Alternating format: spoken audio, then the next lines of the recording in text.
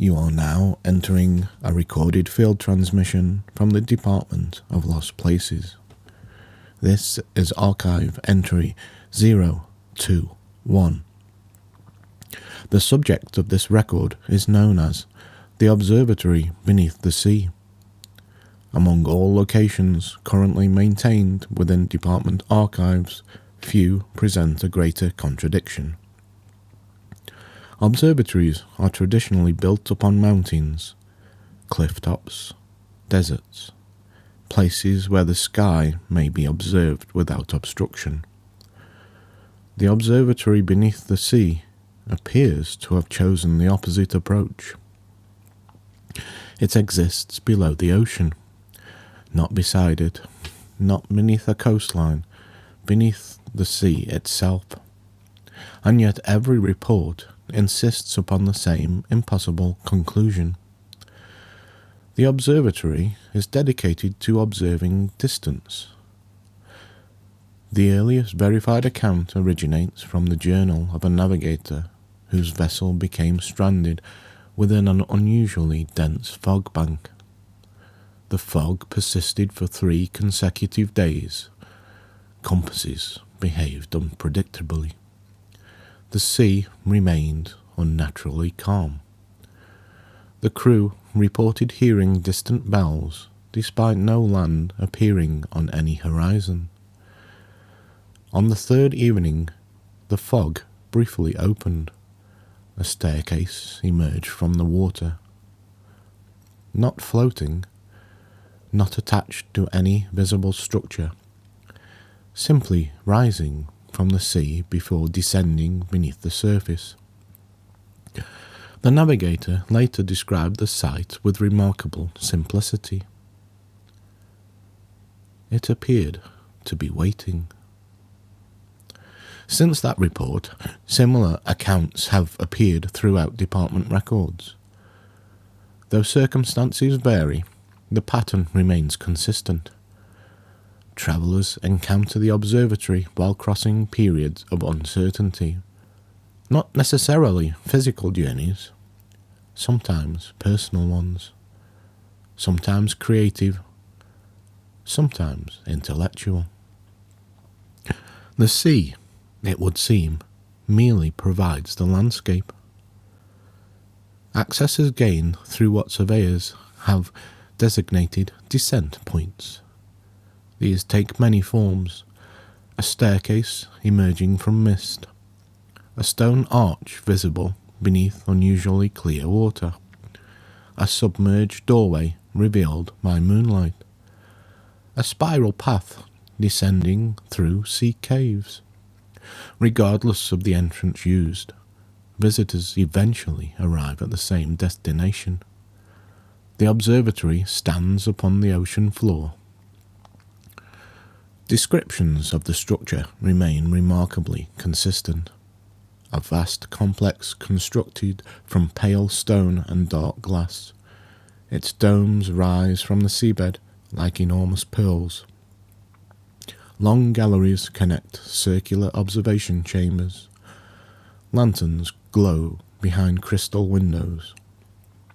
The entire building appears untouched by pressure, depth, or time. Most remarkable of all is the surrounding water. Fish move silently overhead. Schools of silver shapes drift through shafts of filtered sunlight. Occasionally, enormous shadows pass beyond the limits of visibility. The sea exists on every side. Yet visitors report no sensation of danger, only wonder. The main entrance bears an inscription carved into stone. As with many department locations, its origin remains unknown. Not everything distant is far away. The phrase appears repeatedly throughout subsequent observations. Researchers suspect it may represent the observatory's central principle. Inside, visitors encounter a vast rotunda known informally as the Chamber of Horizons. The room contains no telescopes, no charts, no conventional instruments, only enormous circular windows looking outward into the surrounding sea. At first glance, little appears unusual. Fish pass, light shifts, currents move slowly through the water. Yet prolonged observation reveals a curious phenomenon. The windows do not merely show distance, they reveal different kinds of distance. One window may overlook a coral reef existing somewhere beyond ordinary geography. Another appears to reveal a coastline no longer present on modern maps. A third shows a ship still travelling towards a destination it has not yet reached. Department researchers remain uncertain whether these views represent places, times, possibilities, or something else entirely. The observatory offers no explanation.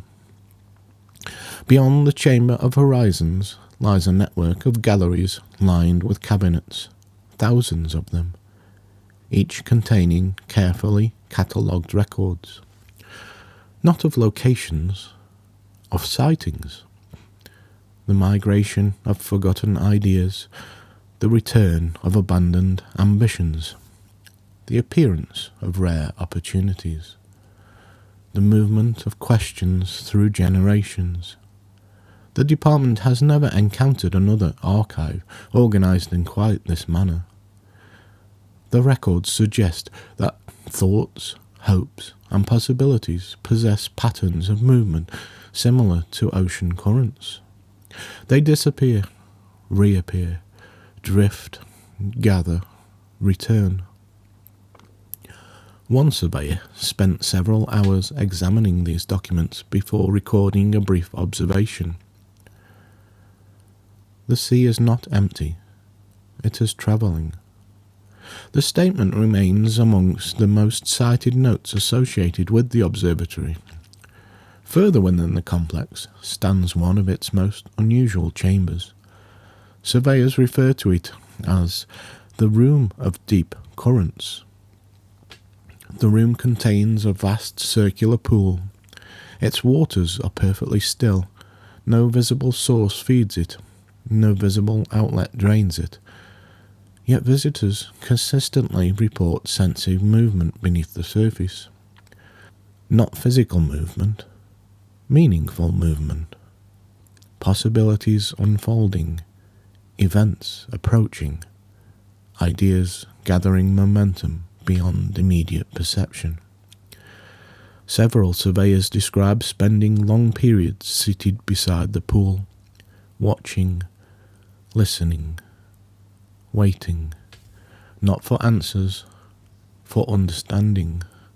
The observatory appears less interested in prediction than awareness. Its purpose is not to reveal what will happen. Its purpose is to remind visitors that much is already happening beyond their field of view.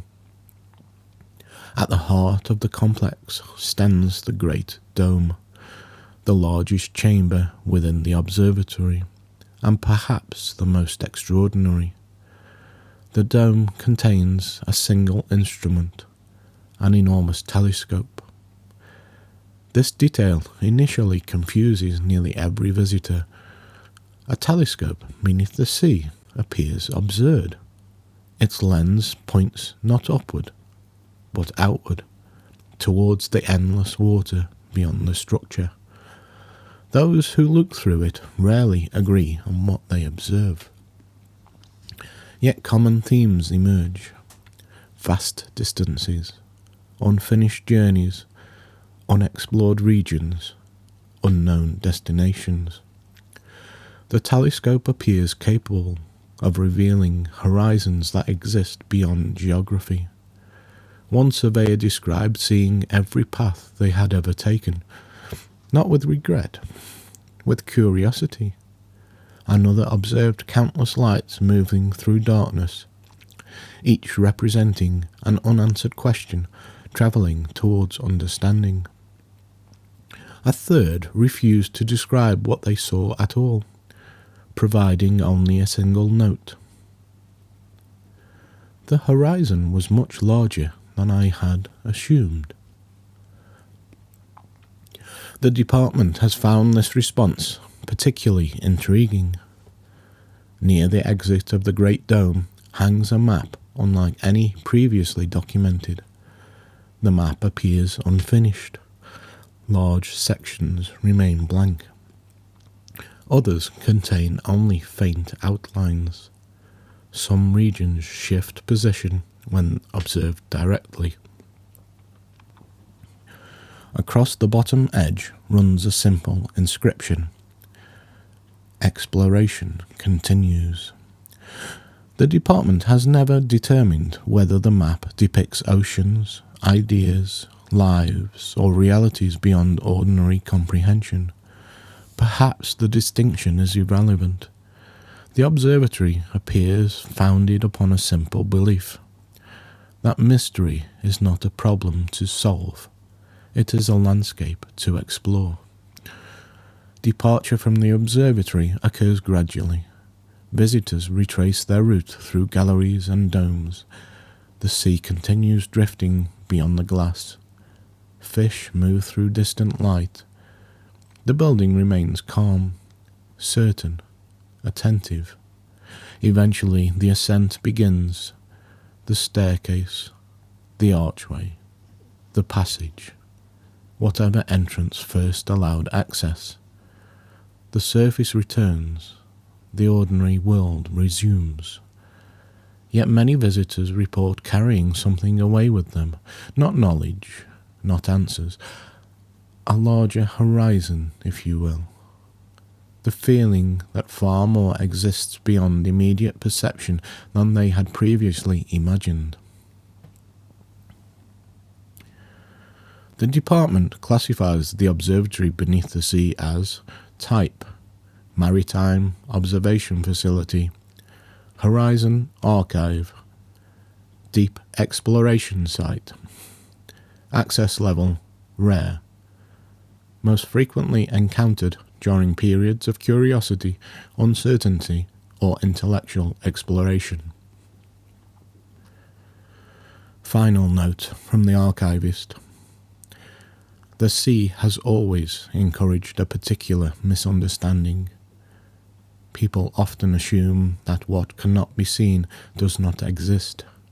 Yet beneath every horizon lies another horizon.